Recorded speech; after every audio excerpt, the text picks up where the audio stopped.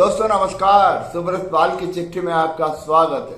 देश में समस्याएं हैं, बहुत समस्याएं हैं, सीरियस बातें हैं, लेकिन आज उन समस्याओं को भी मारो गोली और सब कुछ आनंद में रहने के लिए ये नेता लोग ही हमें कुछ खुराक दे देते।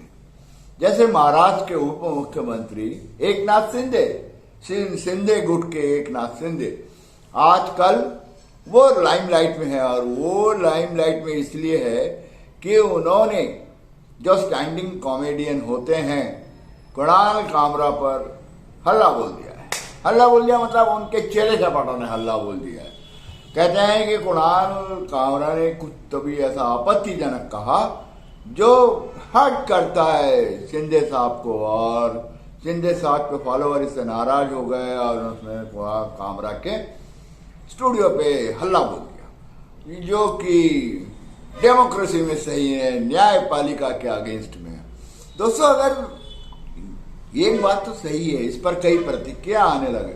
मुझे तो ऐसा लगता है एकनाथ शिंदे मुख्यमंत्री उप मुख्यमंत्री महाराष्ट्र ने कुणाल कामरा का ही ज्यादा फायदा कर दिया। जो लोग नहीं जानते होंगे कुणाल कामरा को, अब वो और अच्छे से देखने लगेंगे और शायद कुणाल कामरा मन ही मन खुश होंगे।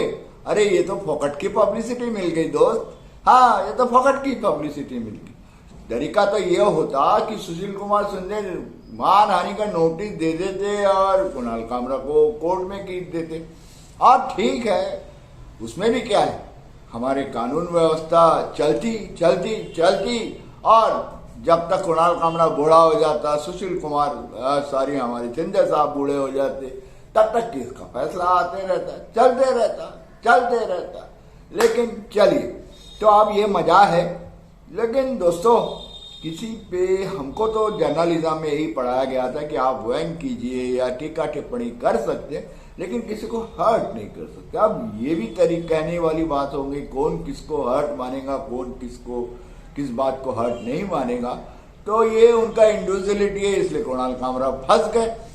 चलिए, लेकिन दोस्तों जो बातें कही जाती है ना, जो बोली जाती है, उसमें संयत होना, भाषा मर्यादित होना चाहिए।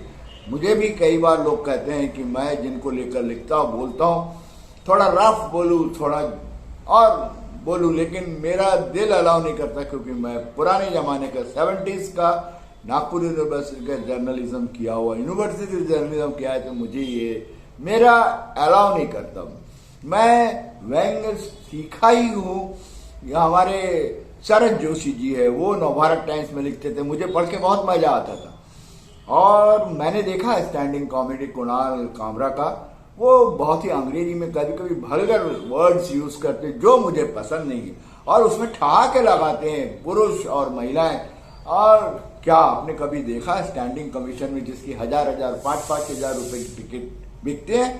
देखिए जाकर कभी वहां क्या क्या होता है, क्या क्या नहीं होता।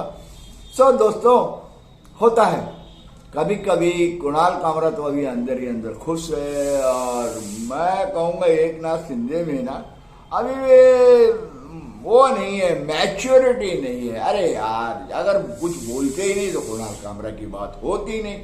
जबरदस्ती कुणाल कामरा को पब्लिसिटी मिलना चाहिए, मिल गई है। सो थैंक यू किसको कहूँ, कुणाल कामरा को कहूँ कि एकनाथ शिंदे को? मैं दोनों को कहता हूँ कि जिंदगी के घिस में एक नया मसालेदार मामला हमारे सामने आ गया। नमस्ते, खुश रहिए।